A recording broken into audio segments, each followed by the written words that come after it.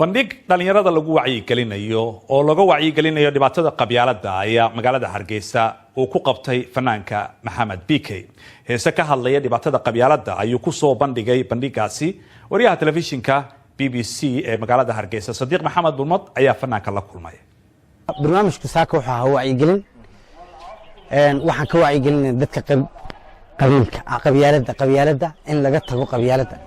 qabyaaladii ayaa dadkii saameysay marka sidaa darteed inaanu dadka aan wacyigeliyo oo heesa qabyaaladda ku saabsan u qaado oo ay ka doortaan qarannimada qabiilka maxamed Saciid Cabdi saaka bal waxaad ii sharaxdaa barnaamijkan waxyaabaha aad ku soo bandhigteen waxa ka mid ah heesa jacayla iyo wacyigelintiiba waan u sameeyay bulshada waana tagay hadii la yiraahdo goobo kale hadii la yiraahdo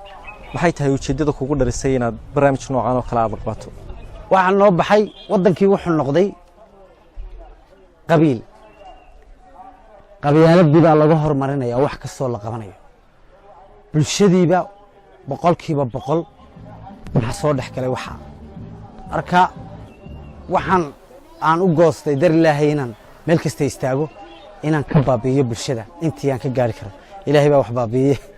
intii laga gaari karo inaan ka wacyigeliyo anigoo u dhaxgelinaya heesiye jeclaayeen jecelka ma laga yaabaa inaad sii wado wacyigelinta ku saabsan la dagaalanka qabyaaladda